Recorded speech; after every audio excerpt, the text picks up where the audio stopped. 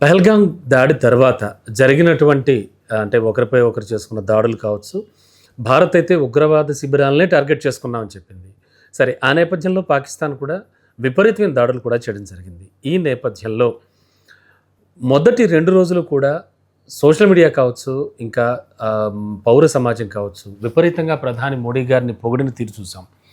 తదనంతరం ఎప్పుడైతే అగ్రరాజ్య అధినేత బయటకొచ్చి ఆయన వీరి ఇద్దరి నుంచి కూడా నాకు పర్టికులర్గా ఒక విషయం తెలిసింది, సో ఖచ్చితంగా యుద్ధం ముగుస్తోంది, సంధి జరుగుతుంది అనే ఒక మాట చెప్పడం నుంచి మొదలు పెడితే కనుక అంతా కూడా అప్పట్లో 1971లో కాంగ్రెస్ అధినేత్రి ఇందిరాగాంధీ గారు చేసినటువంటి అప్పట్లో జరిగిన కార్యకలాపాలు, ఆమె ప్రవర్తించిన ఆమె వ్యవహరించిన తీరు, ఇవన్నీ కూడా బాగా ఇప్పుడు తెరపైకి తీసుకొచ్చారు.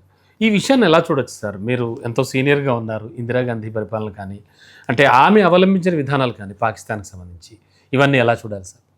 అంటే 1971 యుద్ధము అప్పుడు నేను డిగ్రీ స్టూడెంట్స్ వరంగల్లో ఉన్నాను సార్. ఆ రోజుల్లో బంగ్లాదేశ్ను లిబరేట్ చేయడానికి అక్కడి నుంచి పాకిస్తాను బంగ్లాదేశ్ మధ్య అది యాక్చువల్గా అంతర్యుద్ధం. అయితే బంగ్లాదేశు మన దేశానికి తూర్పున ఉన్నది, పాకిస్తాను వెస్ట్లో ఉంది, మధ్యలో మనం ఉన్నాం. ఈ దశలో ఎప్పుడైతే పాకిస్తాను బంగ్లాదేశ్లో డైరెక్ట్గా సైన్యాన్ని పంపి దాడులు చేయడం సాధ్యం కాదు. ఆర్మ్డ్ ఫోర్సెస్ బంగ్లాదేశ్ మీద అటాక్ చేయడం కుదరదు. నేవీ ఉపయోగించడానికి వీలుంది, బట్ మోస్ట్లీ ఎయిర్ పవర్, ఆనాడు వాళ్ళకు అందుబాటులో ఉన్న ఎయిర్ పవర్తో బంగ్లాదేశ్ మీద ముజిబుర్ రహమాన్ ఫోర్సెస్ మీద ముక్తి బాహిని అని వాళ్ళు ఫామ్ చేసుకున్నారు. దాని మీద దాడులు చేయడం మొదలుపెట్టారు. అయితే జరిగింది ఏంటంటే, ఎప్పుడైతే ఆ యుద్ధం మొదలైందో అక్కడ దాడులు, ఎయిర్ స్ట్రైక్ అయినప్పుడు బంగ్లాదేశ్ దగ్గర ఎయిర్ బేసెస్ లేవు ఆనాటికి. బికాజ్ బేసికల్లీ అడ్మినిస్ట్రేషన్ అంతా పాకిస్తాన్లో ఉండింది. ముజిబుర్ రహమాన్ ఒక మినిస్టర్గా ఉన్నవాడు అక్కడ. కానీ ఎప్పుడైతే దీనికి స్వతంత్రం కావాలనుకొని ఆయన తన పార్టీని ముందు పెట్టి ఉద్యమం మొదలుపెట్టాడు, ఒక ముక్తిబాయిని ఫామ్ చేశారు. వీళ్లకు ఇక్కడ ఎయిర్ బేస్ ఏం లేదు, ఏ రకమైన లాంచర్స్ లేవు. కనుక పాకిస్తాన్ అక్కడి నుంచి ఎయిర్ బేస్ను తీసుకొచ్చి కొట్టడం మొదలుపెట్టింది. అంటే ఓడల ద్వారా వచ్చి అక్కడ బేస్. ఈ స్థితిలో విపరీతమైన రిఫ్యూజీస్ బంగ్లాదేశ్ నుంచి ఇండియాకి వచ్చారు. ముఖ్యంగా అస్సాం ప్రాంతం అంతా జనం గుప్పేసి. సో ఆ దశలో దానికి మనకు ప్రాబ్లం ఏర్పడింది. బికాజ్ మిలియన్స్ ఆఫ్ పీపుల్ వచ్చి ఈ దేశం మీద పడ్డప్పుడు ఎల్లగొట్టడం సాధ్యం కాదు, తిండి లేదు, ఏదో కొంత షెల్టర్ ఇవ్వాలి, యుఎన్ఓ ఆ నీడును గుర్తించి షెల్టర్ ఇవ్వమని అడుగుతుంది, ఇవన్నీ ప్రాబ్లమ్స్ వచ్చినాయి. అప్పుడు ఈ షెల్టర్ ఇవ్వడాన్ని పాకిస్తాన్ వ్యతిరేకించింది. ఈ మొత్తం ప్రక్రియను వ్యతిరేకించినప్పుడు టెన్షన్ మొదలైంది. బంగ్లాదేశ్, ఇండియా పాకిస్తాన్తో వెస్టర్న్ ఫ్రంట్లో యుద్ధానికి దిగాల్సి వచ్చింది. నవంబర్ ఎండ్లో దిగారు, ప్లాన్ చేసే దిగారు. మానెక్ షా అప్పటికి మనకు ఇప్పుడున్నట్లు army chief, air chief, naval చీఫ్లు విడివిడిగా లేరు, త్రివిధ దళాధిపతులు అంటున్నాం ఇప్పుడు. అప్పుడు ఆయుధ దళాధిపతి ఒక్కడే అన్నిటికీ కమాండర్, జనరల్ మానెక్ షా. కరియప్ప గారు, జనరల్ కరియప్ప, అది అంతకుముందు అనుకుంటా, నాకు తెలిసి మానెక్ షానే అప్పుడు head of the army. 3 wings ఆయన చేతిలోనే ఉన్నాయి. సో ఆయనకు డైరెక్షన్స్ ఇచ్చింది. అప్పుడు నిక్సన్ అమెరికా ప్రెసిడెంట్, వాళ్ళు అప్పటికి పాకిస్తాన్తో చాలా క్లోజ్ అనుబంధంలో ఉన్నారు. వేరియస్ రీజన్స్ వల్ల ముస్లిం వరల్డ్కి అమెరికా అనుకూల స్థితిలో ఉంది. The reason was cold war period అంతా కూడా మనము సోవియట్ యూనియన్తో కొంత దగ్గరగా ఉన్నాం. దో నాన్ అలైన్మెంట్ అనే పాలసీ నెహ్రూ నుంచి వచ్చిన కోల్డ్ వార్ పీరియడ్ ఇంకా కంటిన్యూ అవుతున్న దశ అది. అప్పుడు మనం సోవియట్కు దగ్గర అనే దాంతో అమెరికా వాళ్ళకు చాలా దగ్గరగా ఉంది, మనకు ఏ రకమైన హెల్ప్ చేయడానికి సిద్ధంగా లేదు. కానీ ఎప్పుడైతే మనము ఇంటర్ఫియర్ అయ్యామో, అమెరికన్ అధ్యక్షుడు నిక్సన్ ఇండియాను థ్రెటన్ చేయడానికి ట్రై చేశాడు. అప్పుడే ఇందిరాగాంధీ ఆయన ఫోన్ కూడా ఎత్తడానికి నిరాకరించిందని, ఆయన రాసిన లెటర్కు యుద్ధం అయిపోయిన తర్వాత రిప్లై ఇచ్చిందని ఇచ్చింది. ఇవి నిజమే, ఇవి హిస్టారికల్ ఫ్యాక్ట్స్. ఆ తర్వాత చివరికి బంగ్లాదేశ్ విడిపోయింది, పాకిస్తాన్ కూడా మన సైన్యానికి లొంగిపోవాల్సి వచ్చింది. వందలాది మంది చచ్చిపోయారు. బికాజ్ మన ఆర్మ్డ్ ఫోర్సు, మన ఎయిర్ ఫోర్స్ కూడా అంత పెద్దగా లేదు, బట్ స్టిల్ మన ఆర్మీ వెరీ స్ట్రాంగ్. అప్పుడు ఎయిర్ స్ట్రైక్ కంటే ల్యాండ్ ఫైట్ ఎక్కువ జరిగింది కనుక Indian army could easily beat Pakistan. అప్పటితో ఇప్పుడు పోలిస్తే ఏంటి అంటే, ఒకటి ఈ తర్వాతనే దాని తర్వాత ఇండియా పాకిస్తాను యాక్చువల్గా నాకు గుర్తున్న వరకు ముందు పాకిస్తాను న్యూక్లియర్ వెపన్ తయారు చేసుకుంది. అమెరికా సాయంతో నిరంతరము ఈ యుద్ధం జరుగుతుందని కన్ఫర్మ్డ్గా ఉన్నాయండి అణ్వాయుధాలు వాళ్ళ దగ్గర ఉన్నాయి. అవి ఇద్దరి దగ్గర ఆల్మోస్ట్ సమాన స్థాయిలో ఉన్నాయని మొన్న కూడా లెక్క వచ్చింది. అంటే అణు ఆయుధాలు ఇద్దరి దగ్గర కూడా మోర్ ఆర్ లెస్ సమాన స్థాయిలో ఉన్నాయి. అవి కాకుండా మన దగ్గర ఈ రఫేల్ లాంటి జెట్ టార్గెట్ చేసి ఇంతవరకు ప్రపంచ యుద్ధాల్లో ఎక్కడ అవి తయారైన తర్వాత ఫ్రాన్స్లో కూల్చివేయబడినటువంటి మన దగ్గర 32 ఏమో కొన్నారు. మోడీ వచ్చిన తర్వాత ఎక్కువ కొన్నారు ఫ్రాన్స్ నుంచి. అంతకుముందు కొన్ని అమెరికా నుంచి తీసుకున్న జెట్స్ ఉన్నాయి మన దగ్గర. అయితే కొంత భారతదేశపు administration, even I don't know army knowledge ఉందో ఉండకపోవచ్చు, వీ డోంట్ నో. చైనా ఈ మధ్య F-10 అనే జెట్ యుద్ధ విమానాలను తయారు చేసుకుంది. అవునండి. చైనా ఈ మధ్య గత 10 ఏళ్లలో, అంటే మోడీ అధికారంలోకి వచ్చిన 10 ఏళ్లలోనే చైనా సాఫ్ట్వేర్ రంగంలో, హార్డ్వేర్ రంగంలో ఇండియాను దృష్టిలో పెట్టుకొని కంటే వెస్ట్ను తలదన్నాలి అనే దాంతో సాఫ్ట్వేర్లోనేమో డీప్ సీక్ తయారు చేసే స్థాయికి వెళ్ళారు. దాంతో అమెరికన్ మార్కెట్ను ఒక్క దెబ్బతో పడగొట్టగలిగారు. అవునండి, చాలా సంచలనమైంది అప్పట్లో. ఇప్పుడు ఈ F-10లు వాళ్ళకు పాకిస్తాన్కు మరి డబ్బులు తీసుకొని ఇచ్చారా, ఫ్రీగా ఇచ్చారా, ఎన్ని ఇచ్చారు లెక్కలు నేను చూసిన వరకు నాకు దొరకలా. వాటిని వాడారు అని చెప్తున్నారు. వాళ్ళవి వీళ్ళు వాడారని చెప్తున్నారు. అవి రఫేల్లను రెండింటినైతే మినిమం పడేసినాయి అని ఇంటర్నేషనల్ మీడియా చెప్తుంది. ఇటు మనోళ్ళు కన్ఫర్మ్ చేయలేదు, పాకిస్తాన్ ఏమో చెప్పింది 5 పడగొట్టినామని వాళ్ళు చెప్తున్నారు. But international media at least 1 Rafale అయితే పడిందని అన్ని వాషింగ్టన్ పోస్టు, న్యూయార్క్ టైమ్స్ ఇవన్నీ చెప్తున్నాయి. అయితే ఈ రఫేల్ పడిపోవడం అనేది ఒక పెద్ద కొత్త మలుపు. అది మన యుద్ధంలో ఉన్న వాళ్ళకే కాదు, వెస్టర్న్ ఆయుధాలను నమ్ముకునే మార్కెట్లన్నిటికీ అది క్రైసిస్. ఎందుకంటే చైనా అమెరికాలో, రష్యాలో ఉన్న జెట్ యుద్ధ విమానాలను పడగొట్టగలిగే హార్డ్వేర్ టెక్నాలజీతో తమ దేశంలో తమ నాలెడ్జ్, కనీసం డీప్ సీక్ నన్న వాళ్ళు అక్కడి నుంచి చిప్స్ కొనుక్కొచ్చి పెట్టుకున్నారు. కానీ ఇది సొంత టెక్నాలజీ అంటున్నారు. ఇంకా సీరియస్గా రీసెర్చ్ జరగాలి. నేనేమి ఆ, ఈ ఆర్మ్ టెక్నాలజీ ఎక్స్పర్ట్ కూడా కాదు. బట్ నేను చదివిన దాని ప్రకారము గార్డెన్ నుంచి న్యూయార్క్ టైమ్స్, ఫ్రాన్స్ 24.com అనేది ఇవాళ ఒక పెద్ద ఆర్టికల్ రాసింది. ఇవన్నీ ఏం చెప్తున్నాయంటే వరల్డ్ వెస్టర్న్ వెపన్ మార్కెట్ క్రైసిస్లోకి పోయింది. చైనా ఈ F-10 తయారు చేసిన దాని మార్కెట్ రేటు విపరీతంగా పెరిగిపోయింది. సో దాన్ని మళ్ళీ ఛాలెంజ్ చేసే వెపన్స్ వెస్ట్ తయారు చేయాలంటే ఇంకా 12-15 సంవత్సరాలు పట్టవచ్చు అంటున్నారు. అంటే ఈ తేల్గాము జరగడం అనేది చాలా క్రూరమైన టెర్రరిస్ట్ అటాక్. మన దేశం మండిపోయింది.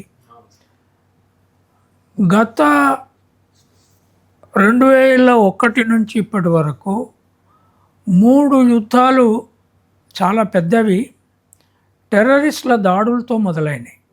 ఒకటి 9/11 2001లో ట్విన్ టవర్స్ మీద అమెరికా మీద బిన్ లాడెన్ వాళ్ళు దాడి చేసిన తర్వాత మొత్తము దేశ ఆర్థిక వ్యవస్థ, విమాన ఇండస్ట్రీ, మార్కెట్స్ అన్నీ గందరగోళంలోకి వెళ్ళిపోయినాయి. నాకు బాగా గుర్తు, అప్పుడు నేను 2001లోనే మొదటిసారి బ్రిటన్ వెళ్ళాను. అంతవరకు నేను బ్రిటన్ ఎప్పుడు వెళ్ళలే. సో అసలు వాళ్ళ చెక్కింగ్, వాళ్ళ భయము, పోయిన వాళ్ళు కొత్తగా పోయిన నాలాంటి వానికి అసలు ఎందుకు వచ్చినామన్నంత ఎయిర్పోర్ట్లలో ఇరుకాటాలు. ఎందుకంటే 2011 తర్వాత విపరీతమైన చెక్కింగ్ జరిగేది ఎయిర్పోర్ట్లలో. సెక్యూరిటీ చెక్కింగ్ ప్రాబ్లం చాలా ఉండేది. దాని తర్వాత ఏమైంది, George W. Bush anti terrorist యుద్ధానికి దిగి మొత్తం ఈజిప్ట్ మీద, అది వాళ్ళ కేంద్రం అని, సద్దాం హుసేన్ ప్రభుత్వానికి మొత్తాన్ని కూలగొట్టాడు. ఈజిప్ట్ సర్వనాశనం అయిపోయింది. సద్దాం హుసేను మొత్తం ఫ్యామిలీ ధ్వంసం అయిపోయింది. బంకర్లన్నిటినీ ఎగరగొట్టారు. ఇక అమెరికన్ ఆర్మీకి అడ్డం లేకుండా పోయింది. ఆర్మీని పెద్ద ముస్లిం వరల్డ్ పెద్ద రియాక్ట్ కాలేదు, ఎందుకంటే ఆ టెర్రరిజం సిచ్యువేషను. సో అమెరికా చాలా కోపంగా ఉంది, యూరోప్ అంతా కోపంగా ఉంది, ఇండియా కూడా వాళ్ళకు అండగా ఉంది, చైనా కూడా ఏమనలేని స్థితిలో ఉంది. అది మొదటి యుద్ధం, టెర్రరిజం చేయబట్టి ఒక దేశం నాశనం. రెండవది 2023 అక్టోబర్ నాడు, అక్టోబర్ అది కూడా 7వ తారీఖు ఏమో, ఇజ్రాయెల్లో పాలెస్టీనియన్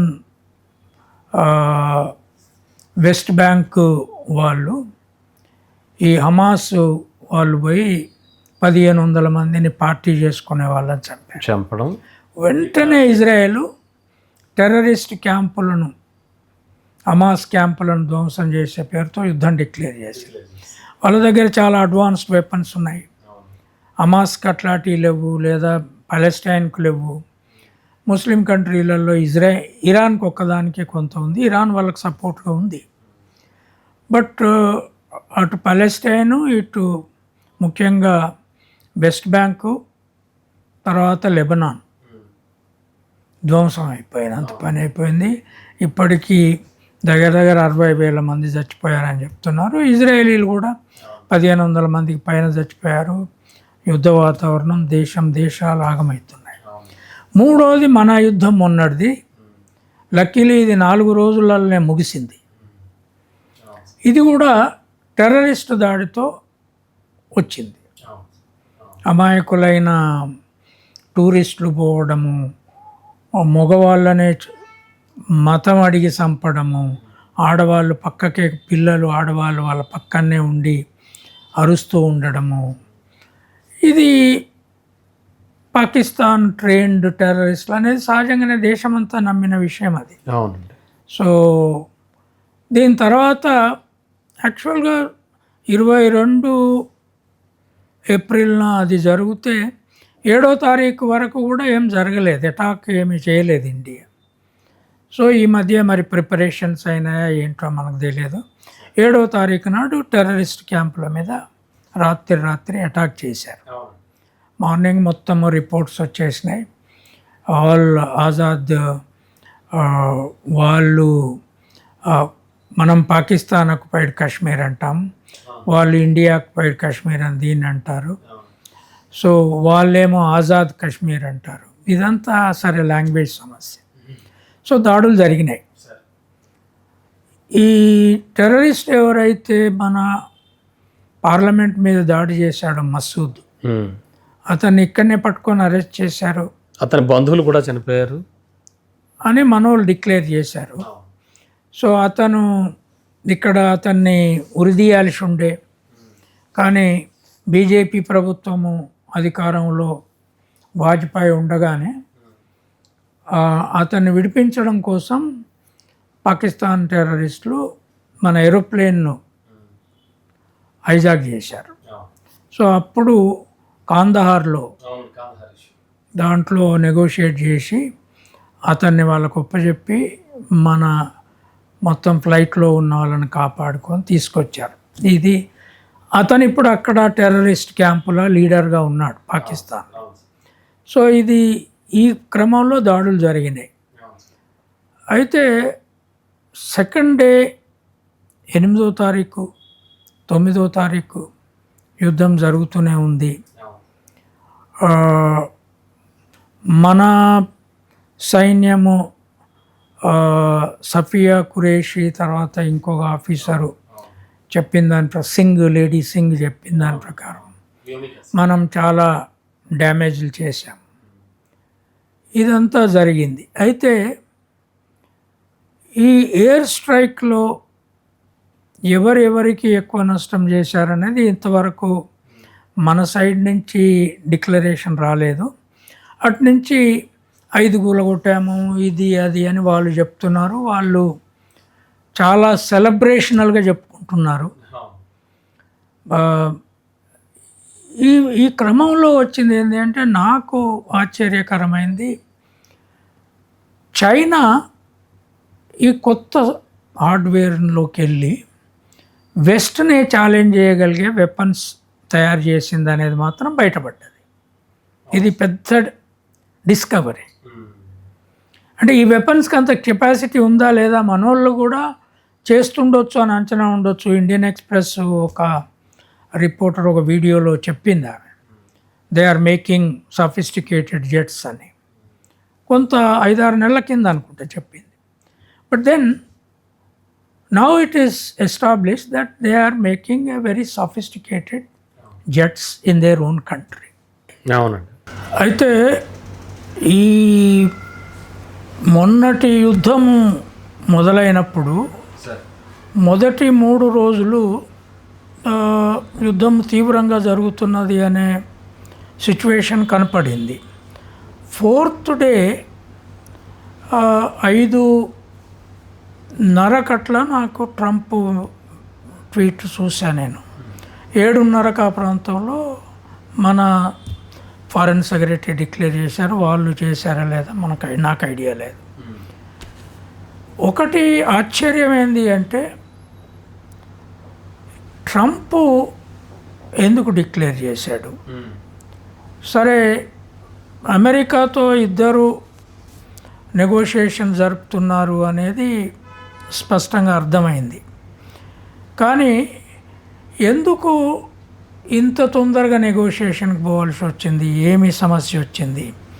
ఒకవేళ పాకిస్తాన్ ఒత్తిడి చేసిన ఇండియా వెంటనే దానికి రెస్పాండ్ అయ్యి ఆపవలసిన పరిస్థితి ఎందుకు వచ్చింది అనే దగ్గరనే 1971కి ఇక్కడికి పెద్ద పోలిక జరుగుతుంది సోషల్ మీడియాలో. బీజేపీ వాళ్ళతో సహా ఇది ఇట్లెట్లా ఆపారని. ఒకటి ఇక్కడ మనం గమనించాల్సింది ఏంటి అంటే టెర్రరిజం వ్యతిరేకంగా దేశమంతా ఉన్నది, కానీ బీజేపీ ఆర్ఎస్ఎస్ వీళ్ళు చాలా కాలంగా పాకిస్తాన్ను తీవ్రంగా శిక్షించాలనే రాజకీయ శక్తులు. అసలు ఇందిరాగాంధీ తక్కువ శిక్షించింది, లాల్ బహదూర్ శాస్త్రి కూడా శాతగాక చేశాడు. మేమే ఉంటే పాకిస్తాను అసలు మెసలనీయము అని చాలా కాలంగా మాట్లాడుకుంటూ వచ్చారు. మోహన్ భగవత్ అసలు మన ఆర్మీ పోకముందే మా ఆర్ఎస్ఎస్ సైన్యము బార్డరు పోయి పాకిస్తాన్ కానీ చైనాను కానీ ఈజీగా శిక్షించగలదు అని కూడా ప్రకటనలు ఇచ్చాడు. అటువంటి వాళ్ళు మొదటిసారి వాళ్ళు అప్పుడు కార్గిల్ వారు వేరే, కార్గిల్ వారు బీజేపీ ఆర్ఎస్ఎస్కి ఇంత పవర్ ఉన్న దశ కాదు అది. అది అలయన్స్లో ఉన్న గవర్నమెంటు వాజ్పేయి ఎన్నో పార్టీలను సమన్వయం చేసుకొని చేయాల్సిన పరిస్థితి. కానీ మోడీ అధికారంలోకి వచ్చినప్పటి నుంచి ఎప్పుడు యుద్ధం వచ్చినా పాకిస్తాన్ పని అయిపోతుంది అనే ఒక వాతావరణాన్ని తయారు చేశారు. ముఖ్యంగా బీజేపీ సపోర్ట్ మీడియా, అటు రిపబ్లికన్ టీవీ కావచ్చు, ఈవెన్ టైమ్స్ నౌ లాంటివి, ఆజ్ తక్, CNN 18, న్యూస్ 18, ఇప్పుడు NDTV, ఈ టీవీలన్నీ కూడా అసలు పాకిస్తానుది పెద్ద లెక్కే కాదు, గాలికి ఎగిరిపోతారు అని చాలా చాలా చాలా అట్టహాసంగా మాట్లాడుకుంటూ వచ్చిన రిపోర్టర్లు ఉన్నారు. అసలు ఇక రిపబ్లికన్ టీవీ అయితే రోజు ఏదో పాకిస్తాన్ మీద ఒక చర్చ చేస్తుంది, గొడవలు అయ్యే పరిస్థితి కనపడుతుంది. యుద్ధం స్టార్ట్ అయిన తర్వాత అమెరికా నెగోషియేట్ చేస్తానని వచ్చిందా, పాకిస్తాను నెగోషియేషన్కి పిలిచిందని ఇండియా అంటుంది. వీళ్ళు అనేది ఏంటి అంటే మరి ఇండియా ఎందుకు రెస్పాండ్ అయింది? ఇందిరాగాంధీ లాగా ట్రంప్, ఒక ఆశ్చర్యం నాకేంది అంటే ట్రంప్ నా దగ్గరి దోస్తు అని మోడీ చాలా కాలంగా చెప్పుకుంటూ వచ్చాడు. వచ్చినాక రెండోసారి అధికారంలోకి వచ్చినాక మొదటిసారి ఎన్నికల అయ్యే ముందు కొంతకాలం ముందు అబ్ కీ బార్ ట్రంప్కి సర్కార్ అని మళ్ళీ ఆయనే రావాలని మోడీ కూడా ఒక ఎన్నికల ఉపన్యాసం ఇచ్చొచ్చాడు. దీన్ని దేశంలో చాలామంది అబ్జెక్ట్ చేశారు, ఇది అమెరికా ఎన్నికల్లో మనం జోక్యం చేసుకోవడం కరెక్ట్ కాదని. ఈసారి సరే ఆయన గెలిచాడు. అక్కడున్న ఆర్ఎస్ఎస్ బీజేపీ అనుకూల శక్తులన్నీ ట్రంప్కు సపోర్ట్ చేసినాయి. అక్కడున్న సంస్థలన్నీ, అక్కడున్న పెట్టుబడిదారి సంస్థలు, ఎన్ఆర్ఐలు ఎవరైతే వాళ్ళ అసోసియేషన్లో ఉన్న వాళ్ళు అటు కొంతమంది రిపబ్లికన్స్కి సపోర్ట్ డెమోక్రాటిక్ సపోర్ట్ చేసిన వాళ్ళు ఉన్నారు. కానీ వీళ్ళంతా ట్రంప్ సపోర్టర్సే. కానీ ట్రంప్ ఎన్నికల కాగానే టారిఫ్లు మన మీద కూడా తీవ్రంగా పెట్టేశాడు. తర్వాత మోడీ వెంటనే వెళ్ళి కలిసినప్పుడు ప్రధానమంత్రి అక్కడ ఉండంగానే ఒక్క మన దేశపు వాళ్ళనే ఇల్లీగల్ మైగ్రెంట్స్ అని బేడీలు వేసి యుద్ధ విమానాలు ఎక్కించి పిల్లల్ని, ఆడవాళ్ళని, యువకుల్ని అక్కడికి ఏదో బతుకు తెరువు కోసం మీరు రాణిస్తేనే వెళ్ళారు వాళ్ళు. తర్వాత విద్యార్థులని విపరీతమైన ప్రకటనలు, భయానికి గురి చేశారు. ప్రైమ్ మినిస్టర్ అక్కడ ఉండగానే చాలా అవమానకరంగా ఇక్కడికి తీసుకొచ్చి చండీగఢ్లో దింపేశారు. సీరియస్గా అబ్జెక్షన్ చెప్పలేదు ఇండియన్ గవర్నమెంట్. పోనీ అక్కడనే ప్రైమ్ మినిస్టర్తో చెప్పి మన విమానాలలో తీసుకుపోయే ఏర్పాట్లు మనం చేసుకొని మాట్లాడుకుంటే వేరే విషయం. అయితే పాకిస్తాన్ వాళ్ళు ఇల్లీగల్ మైగ్రెంట్ లేరా? ముస్లిం వరల్డ్ వాళ్ళు లేరా? ఇతర దేశాలు లేరా? మీకు మిత్రులని చెప్పే భారతదేశము ప్రభుత్వము ప్రైమ్ మినిస్టర్ అక్కడ ఉండగానే ఎందుకు పంపించావు? మెక్సికన్స్ కూడా చాలామంది ఉంటారు కదండి. అది నాకు ఆశ్చర్యం. అది అయినా మోడీ ఏమనుకుంటూ వచ్చాడు, ఇక్కడ మనోళ్ళు దిగిపోయారు, ఏడుపులు, ఆర్పులు, కొన్ని కోట్లు ఖర్చు పెట్టుకొని పోయిన వాళ్ళు ఎంతోమంది ఏడవంగా మనం కూడా చూసాం కదా. ఇది ఇట్లుంటే ఇప్పుడు సడన్గా యుద్ధము ఆగిందని అతనెందుకు డిక్లేర్ చేశాడు? దాన్ని వీళ్ళు వెంటనే ఖండించకుండా ఎందుకున్నారు? ఒకవేళ ట్రంప్ డిక్లేర్ చేసిన తర్వాత ఒక రోజు లేదు, ఆగిందా లేదా అనే సైలెంట్ ఉండి ఒక రోజు వరకు యుద్ధం నడిచినా అతన్ని ధిక్కరించినట్లు అయ్యేది. అయ్యేదండి. ఒకరోజు అంటే అతను చెప్పింది నిజమే, వాళ్ళే నెగోషియేట్ చేశారు.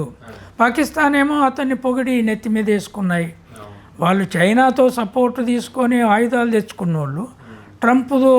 ఇంకోటి ఏంటి అంటే ఇంత చెప్పినా IMF ఆ 4 రోజుల యుద్ధ కాలంలో అమెరికా సపోర్ట్తో అప్పు ఎలా ఇచ్చింది? $2.5 బిలియన్ల పాకిస్తాన్కి డబ్బు ఇచ్చింది. తర్వాత ఈ యుద్ధానికి ముందే ఈ టెర్రరిస్టు అటాక్ అయ్యే కొద్ది రోజుల ముందే అనుకుంటా JD Vance వచ్చి వెళ్ళాడు. అవునండి. చాలా అట్టాసట్టాలు వేసుకొని తిరిగారు. తర్వాత మోడీ ఇంటికి వెళ్ళాడు, పిల్లల్ని ఎత్తుకొనుడు ఇదంతా జరిగింది. జరిగిన తర్వాత అక్కడికి పోయి సాటర్డే యుద్ధ విమరణ అయితే ఫ్రైడే నాడు 9వ తారీఖు నాడు JD Vance ఏమన్నాడు, మేము ఇంటర్ఫియర్ కాము, it is none of our business అన్నాడు. ఇదేంది? నువ్వు ఇండియాకి ఇంత మిత్రునివి, అది టెర్రరిస్ట్ దేశము, ఆ టెర్రరిజాన్ని కండెమ్ కూడా చేయలేదు వాళ్ళు ఓపెన్గా. ఇప్పుడు టెర్రరిజాన్ని కండెమ్ చేయాలి కదా. మీ దేశంలో టెర్రరిజం జరిగితే కండెమ్ చేస్తాం, ఇజ్రాయెల్లో జరిగితే పెద్ద ఇష్యూ యూరోప్ అంతా చేసినాయి, అమెరికా చేసింది, ఇజ్రాయెల్కి అండగా నిలబడ్డారు. హమాస్లో అంతమంది చచ్చిపోయినా, నరమేధం జరిగినా UNO పట్టించుకున్నా, UNO ఆపమని ఆపినా ఇజ్రాయెల్ ఆపలేదు. ఇంటర్నేషనల్ కోర్ట్ ఆఫ్ జస్టిస్ అసలు ఆయనకు శిక్ష విధించాలన్నారు నెతన్యాహుకు, అయినా పట్టించుకోలేదు. అమెరికా సపోర్ట్ చేసింది. ట్రంప్ అయితే అసలు హమాస్ను ధ్వంసం చేసి పడేయాలి, మేము పాలెస్టీన్నే ఉండనీయమన్నాడు. అంత సపోర్ట్ ఉంది. మరి మనకెందుకు రాలే? ఇక్కడికి వచ్చేసరికి ఎందుకు రాలే? అదే ముస్లిం దేశాలకు వెంటనే మళ్ళా ఇంకో పెద్ద సమస్య ఏంది అంటే, మొన్న యుద్ధం ఆగిపోతే నిన్ననే ఆయన సౌదీ అరేబియాకు వచ్చాడు, సిరియా లీడర్ని పిలిచి కలిశాడు, తర్వాత సిరియాకు రికగ్నిషన్ ఇచ్చేశాడు, టర్కీ అటే ఉంది. ఇదంతా ఏం జరుగుతుంది అంటే, నాకు ఒకటి ఈ ముస్లిం దేశాలతో పెట్టుకోవడం ఎందుకనేది ట్రంప్ ఇప్పుడు నేను ఏ దేశం జోలికి పోనన్నాడు. సిరియాను 25 ఏళ్ళ కింద నుంచి అసలు 30 ఏళ్ళ నుంచి అమెరికా దాన్ని గుర్తిస్తలేదు, ఇవాళ సిరియాను గుర్తించాడు. భారతదేశం పట్ల అమెరికా ఏ యాటిట్యూడ్ ఉంది? అసలు అమెరికా పట్ల BJP RSS ఇంత అనుకూలంగా ఎందుకున్నారు నాకు అర్థమవుతలేదు. అక్కడున్న ఇప్పుడు మన పరిస్థితి ఏంటి అంటే, సాఫ్ట్వేర్లో మనము గత 10 ఏళ్లలో చాలా రీసెర్చ్ చేసుకోగలిగేవాళ్ళం. మొత్తం అందరిని అక్కడికే పంపుతారు. రైట్ వింగ్ అక్కడికే పంపుతుంది, లెఫ్ట్ వింగ్ బెంగాలీలంతా అక్కడికే పోయి ఉంటారు. ట్రైన్ అయినా IITలో IIMలలో IITలు అంతా అక్కడనే ఉంటారు. ఇక్కడ నువ్వేమి హార్డ్వేర్ చైనా తయారు చేసుకునేదాన్ని ఎట్లా? ఇప్పుడు విద్యా వ్యవస్థను కంప్లీట్గా వెనక్కి దోశారు. రైట్? ఇప్పుడు ఏం క్రైసిస్ వచ్చింది? అమెరికా నీ పక్కన లేదు, ట్రంప్ అవమానపరిచాడు, ఏమనే పరిస్థితులు ఎందుకు లేము, అంత బలహీనంగా ఎందుకు అయ్యాము అనేది వాళ్ళల్లో BJP RSSలో ఉన్న వాళ్లకు ఒక సమస్యలా కనపడుతున్నట్లుంది మొదటిసారి. తర్వాత అసలు రోజువారీ యుద్ధము సైనికులను పొగిడితే అర్థం ఉంది, యుద్ధం జరుగుతున్నది. సైన్య అక్కడ సోఫియా ఖురేషిని ఒక మినిస్టరు అట్లా మాట్లాడితే, ఇంతవరకు సెంట్రల్ గవర్నమెంట్ కానీ మధ్యప్రదేశ్ గవర్నమెంట్ కానీ నువ్వు రిజైన్ చేయి, నువ్వు బయటకు వెళ్ళిపోమని రిజైన్ చేయించలే ముఖ్యమంత్రి. ఆడ ప్రధానమంత్రి చెప్పలేదు, హోమ్ మినిస్టరు నువ్వు ఈ హెస్ టు రిజైన్ అని చెప్పలేదు. ఇట్లా అంటే దేశం సైన్స్లో ఏమవుతుంది? ఇంత శక్తి ఉన్నది అనుకున్న వాళ్ళం ఇంత సడన్గా ఎట్లా వెనక్కి వెళ్ళాం? ఓకే, న్యూక్లియర్ బాంబులు పడతాయనే భయం రెండు వైపులా అంతకుముందు కూడా ఉంది కదా. అవునండి. టెర్రరిస్టులు వచ్చిన దాన్ని ట్యాకిల్ చేసేటప్పుడు, ఇప్పుడు ఉదాహరణకి బాంబే అటాక్ జరిగింది, ఇక్కడ పాకిస్తాన్ అతను దొరికాడు. పార్లమెంట్ అటాక్ జరిగింది, పాకిస్తాన్ అతను దొరకబట్టారు.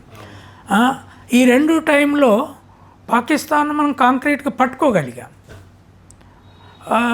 UPA పీరియడ్లో ఎకనామిక్ డెవలప్మెంట్ జరిగింది, మరి ఈ 10 ఏళ్ళైనా సైన్స్ డెవలప్మెంట్ చేసుకోవాలి కదా. అవును. కానీ ఎందుకు సైన్స్ డెవలప్ కాదు ఎరికేనా? విద్యారంగాన్ని పాత పద్ధతుల్లో మత రంగంలోకి నెట్టారు. ఓ.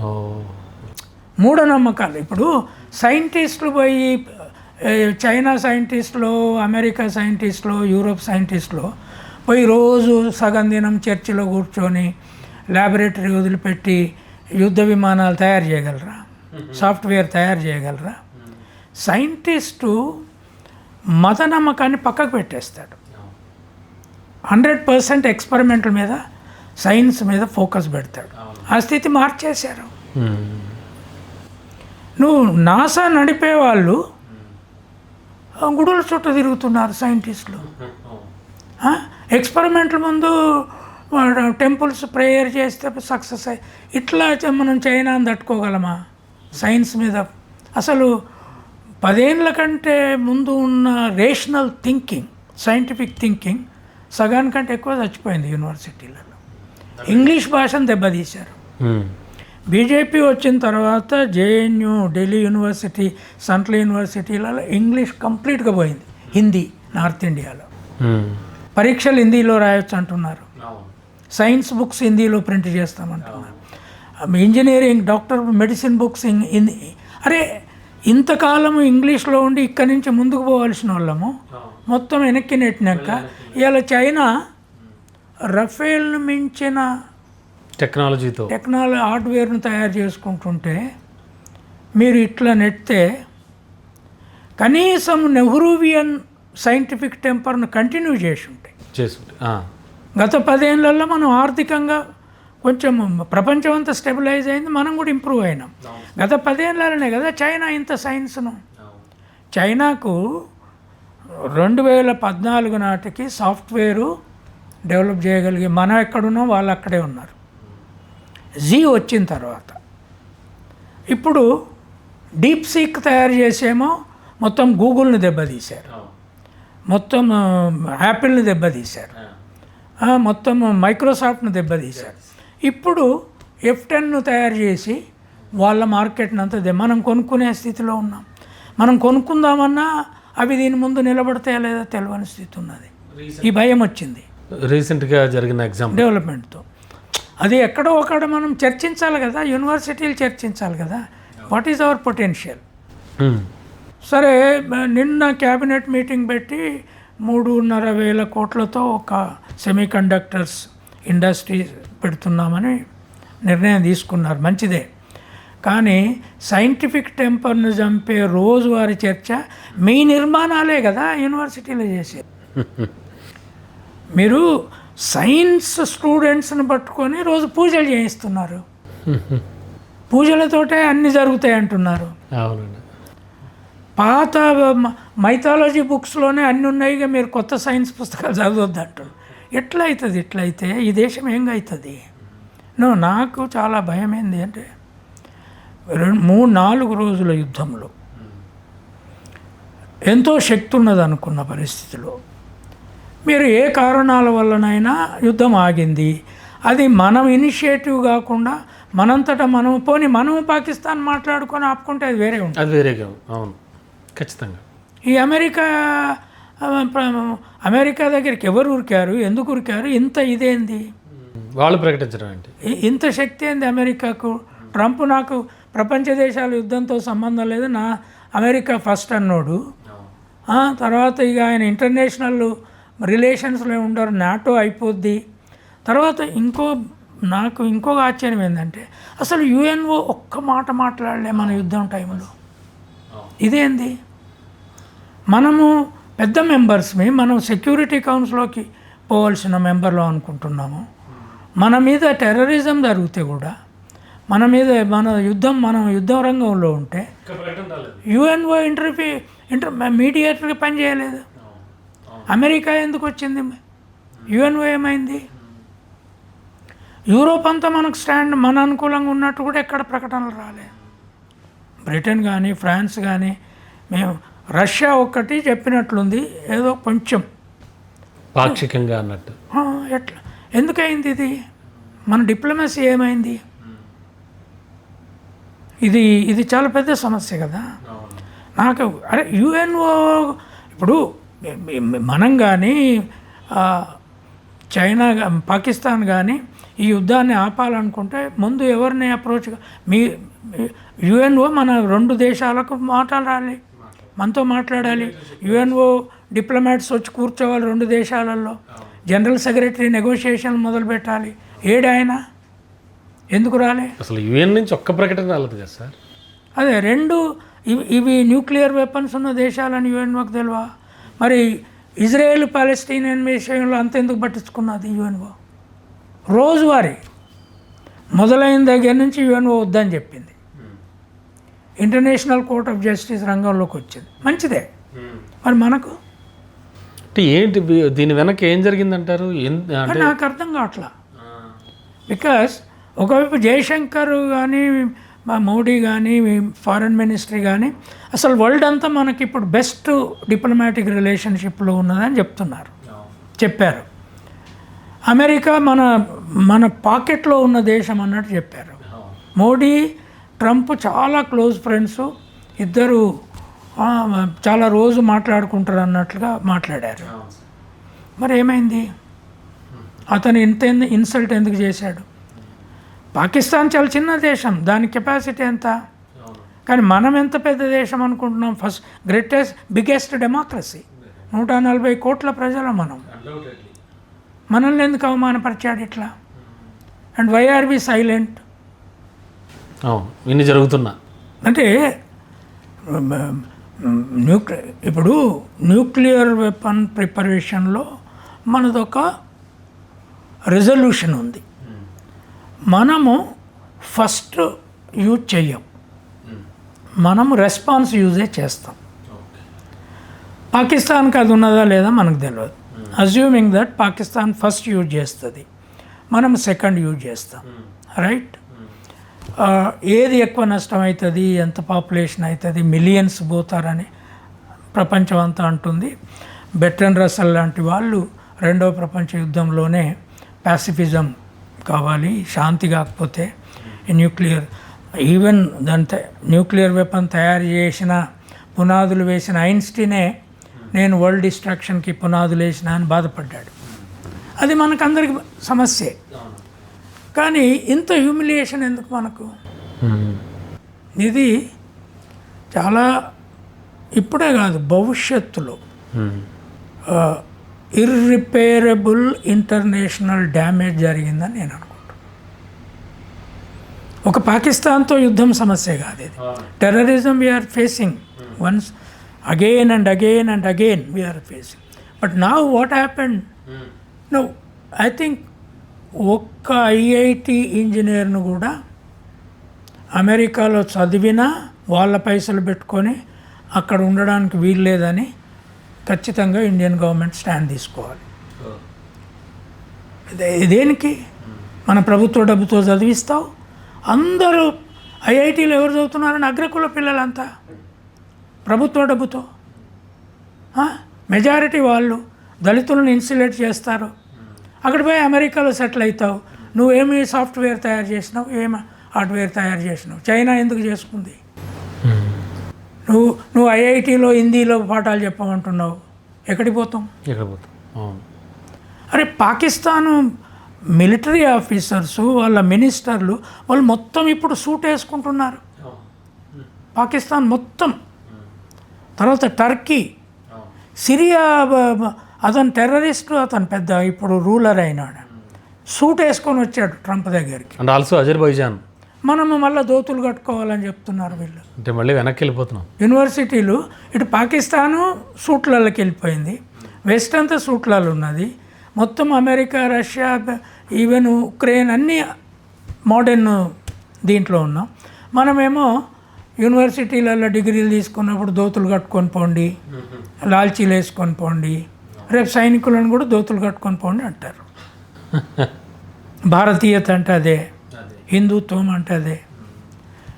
నేను చాలా యుఎన్ఓను కదిలించలేకపోయినాం. యుఎన్ఓను మనం ఎందుకు యుఎన్ఓను నువ్వు జనరల్ సెక్రటరీతో మాట్లాడి పిలిపించకపోయినరు? ఈ ట్రంప్ ఎందుకు? పైగా ప్రధాని మోడీ విదేశీ పర్యటనలు అయితే మొత్తం లెక్కలేనని చేస్తూనే ఉంటారు. అయినప్పటికీ కూడా ఎందుకని ఇవన్నీ కలిసి రాలేదంటారు? ఎలా ఆలోచించారు? కలిసి రాలేదు కాదు. ముస్లిం వరల్డ్కు వాళ్ళకు ఒక అంచనా ఉండొచ్చు. అంటే భయపడ్డాయంటారా కంట్రీస్కి? ఈ యూఎన్ కానీ లేకపోతే వీళ్ళందరూ మనకు సపోర్ట్ చేద్దాం అనుకున్న వాళ్ళందరూ? లేదు, విచిత్రం ఏంటంటే సౌదీ అరేబియా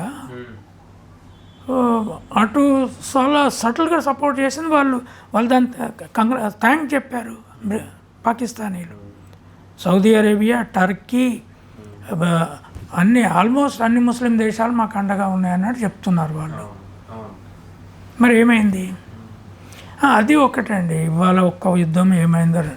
మీరు భవిష్యత్తు ఏం చేయబోతున్నారు? మీ విద్యా పాలసీ ఏంది? మొత్తము వేదాలు, రామాయణ, మహాభారతం చదివితే అన్ని సైన్స్ తెలుస్తుంది. అల్లనే విమానాలు ఉన్నాయి, అల్లనే జెట్ విమానాలు తయారు చేసేది ఉన్నదంటే టెక్నాలజీ అని కాదు. మనం సంస్కృతంలోకి పోవాలి, హిందీలోకి పోవాలి, ఇంగ్లీష్ విద్యను ఆపేయాలి. ముస్లిం దేశాలు ఎటువంటి ఇంగ్లీష్? ఇవాళ టర్క్ ప్రెసిడెంట్ మాట్లాడుతున్నాడు ఇంగ్లీష్, వరల్డ్ క్లాస్ ఇంగ్లీష్. ఎట్లా చేస్తాం మనం? ఈ గత 10 ఏళ్ళు ఒకవైపు మెజారిటీ వచ్చింది మీకు, మీరు సైన్స్ను వెనక్కి నెట్టి మన పునాదుల్ని మనం కూడా చైనా లాగా హార్డ్వేర్ తయారు చేసుకొని ఉంటే సరే. బ్రహ్మోస్ని చేశారు, అవి ఎంత టెస్ట్ పవర్ఫుల్ అయినాయో వరల్డ్ ఎక్కడా దాని గురించి ఏ పత్రిక వాటిని గుర్తించి రాయలే. అవును. నేను న్యూయార్క్ టైమ్స్ చూసిన, గార్డియన్ చూసిన, వాషింగ్టన్ పోస్టు, మొత్తం వెస్టర్న్ మన దగ్గర మనం తయారు చేసుకున్న వెపన్స్ మీద అసలు కామెంటే లేదు. ఎందుకయింది ఇది? చైనా మీద ఎందుకు చేస్తుంది? అంటే ఐఎన్ఎస్ విక్రాంత్ కానీ అలాగే మన బ్రహ్మోస్ కానీ వీటి గురించి కూడా చర్చ బాగానే వస్తున్నట్టుంది సార్. వెస్ట్లో ఎక్కడ ఏ పేపర్లు వీటి కెపాసిటీ అవతల వాటిని కొట్టిందని ఎవరు రాయలే. మరి నేనే చూడలే. ఓకే. సో అందుకని నా కన్సర్న్ ఏంటంటే as a professor, political science professor, yes sir, BJP RSS education policy కంప్లీట్గా మార్చుకోకపోతే, మీరు మళ్ళీ సనాతన్ పేరుతో విద్యా వ్యవస్థనంతా వెనక్కి తీసుకుపోతే, ఇంకో 10 ఏళ్లలో పాకిస్తాన్ కూడా ఇంటర్నల్ సైన్స్ తయారు చేసుకునే దశకు ఎదుగుతుందేమో కానీ మనము చైనాను తట్టుకోలేము.